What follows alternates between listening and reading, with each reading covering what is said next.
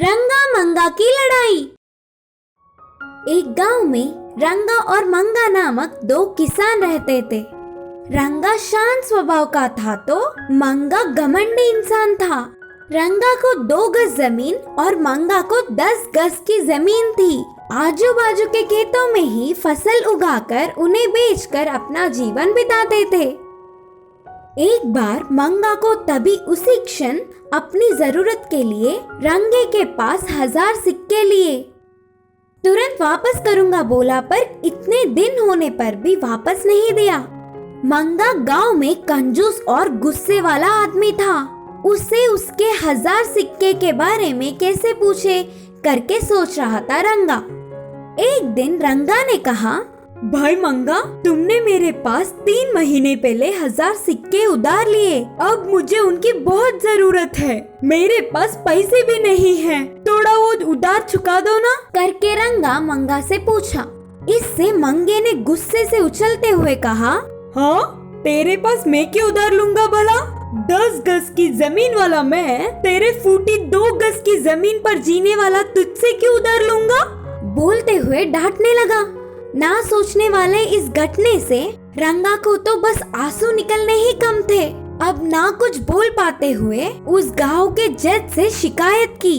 अगले दिन ही जज के सामने उपस्थित होने वाला मंगा जोर से चिल्लाते हुए कहा, ये क्या बात हुई? ये कहाँ की न्याय है? 10 गज की जमीन वाला मैं बस 2 गज के जमीन वाले इस रंगे के पास 1000 सिक्के उधार लिया। बोलने पर आप उसकी बात मान रहे हो। इसकी बातों को मानकर मुझे भुलवाया। ये बहुत ही अन्याय है। बोलकर गुस्से में आग बबूला हुआ। मंगा के बातों को सुनने पर जज उसकी छल कपट बुद्धि को पहचान गया और उनकी लड़ाई की सुनवाई किसी और दिन रखा। उस दिन जज के घर आने वाले रास्ते को जज ने कीचड़ से भरवाया। रंगा मंगा दोनों उस कीचड़ में चलते हुए उधर पहुँचे। सेवक ने उन दोनों को लोटे से पानी दिया। रंगा सिर्फ 1 लोटे भर पानी से कीचड़ धोया तो मंगे को 5 लोटे की जरूरत पड़ी। यह देख जज ने मंगा से कहा, ये क्या मंगा, 5 लोटे भर पानी से भी तुम अपने पाँव की कीचड़ को धुल नहीं पाए, लेकिन रंगा तो बस 1 ही लोटे भर पानी में अपने पाँव धुल कर साफ कर लिया। 10 गज की जमीन होने पर भी तुम्हें ध्यान से खर्च करना नहीं आता। वृथा करना तो तुम्हारी आदत है। तेरे रंगे के पास से 1000 सिक्के उधार लेना सच है। तुरंत उन 1000 सिक्कों के साथ साथ और 1000 सिक्के की जुर्माना भी चुका दो, नहीं तो तुझे बड़ी सजा दूंगा। मंगा ना कुछ बोल पाते हुए अपनी गालों पर मारते हुए अपनी गलती मान गया। जज की बात मानकर 2000 सिक्के रंगा को दे दिए। इस कहानी की सीख है कि मंगा के जैसे कोई भी दूसरों को धोखा देने की प्रयास करने पर उसकी भारी भरपाई भी करनी पड़ती है। टिफिन सेंटर वाला राम। एक गांव में राम नाम का एक आदमी था। उसकी एक टिफिन की बंडी थी। वो सुबह सुबह 6 बजे अपना कारोबार शुरू कर देता था। उसकी बंडी पे बहुत सारे लोग नाश्ता करने आते थे। वो डोसे बहुत स्वादिष्ट बनाता था। लोग उसकी बहुत तारीफ करते थे। एक बार एक आदमी ने कहा, राम, तुम्हारे डोसे बहुत स्वादिष्ट होते हैं, फिर भी तुम इतने कम पैसों में बेचकर हम सबकी भूख मिटाते हो। सबकी भूख मिटाने से उसे बहुत खुशी मिलती थी। कुछ दिन में उसके पास बहुत पैसे आ गए, इसीलिए उसने एक बड़ा टिफिन सेंटर खोल लिया। उस बड़े से टिफिन सेंटर में वो अकेला काम नहीं कर सकता था, इसीलिए उसने 2 लोगों को काम के लिए रख लिया। उनके नाम गोपी और सोमू थे। टिफिन सेंटर का मालिक होने के कारण वो ही हमेशा सब ग्राहकों से पैसे लेता था। सोमू और गोपी खाने का काम संभालते थे। काम वाले सोनू की नजर हमेशा राम के पैसों के बक्से पर ही रहती थी।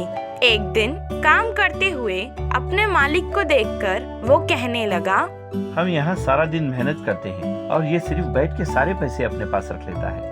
उसकी बातें सुनकर गोपी ने कहा, वो हमारी मेहनत के बदले में हमें पगार भी तो देता है ना। गोपी की बात सुनकर सोनू ने कहा, ये बात तो सही है, पर कब तक हम ऐसे ही मेहनत करके पैसे कमाएंगे? हम भी एक टिफिन सेंटर खोल लेते हैं और ज्यादा पैसे कमा लेंगे। तब गोपी ने कहा, नहीं नहीं, मुझसे ये नहीं होगा।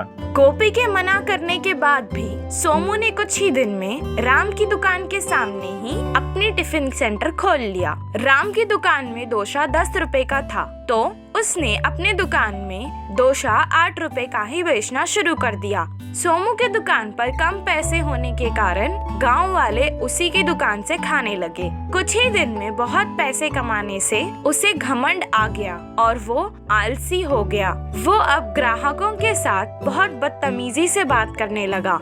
आलसी होने के कारण एक दिन उसने 6 बजे की जगह दुकान 8 बजे पर भी नहीं खोली। ग्राहक उससे तंग आकर राम के टिफिन सेंटर पे आ गए। कई दिन बाद इतने ग्राहक एक साथ देखकर राम ने भी उसके दोषों को 10 रुपए का 8 रुपए कर दिया। दोनों टिफिन सेंटर के दाम एक ही होने के कारण राम के डोसे बहुत स्वादिष्ट होने के कारण सारे गांव के लोग वहीं पर आने लगे। ज्यादा आमदनी मिलने पर और गोपी की ईमानदारी देखकर राम ने गोपी की पगार बढ़ा दी। इस कहानी से हमें ये शिक्षा मिलती है कि चाहे हम कितना भी कामयाब हो जाएं, हमें कभी घमंडी नहीं होना चाहिए।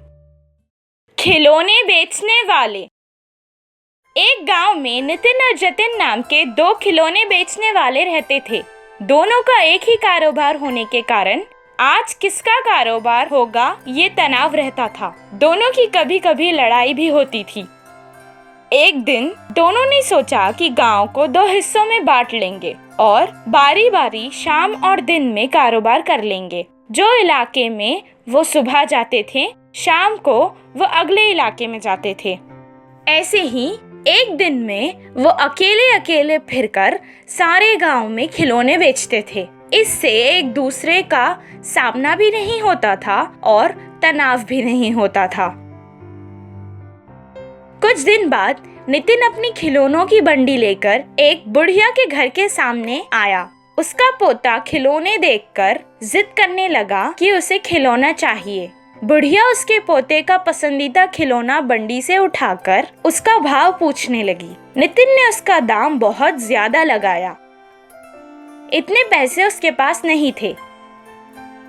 तब बुढ़िया ने कहा, मेरे पास एक पुराना बर्तन है जिस पे कालिक लगी है, तुम वो लेकर ये खिलौना मेरे पोते को दे दो। नितिन वो बर्तन लेकर हाथ से कालिक हटाने लगा। तब उसे पता चला कि वो सोने का था।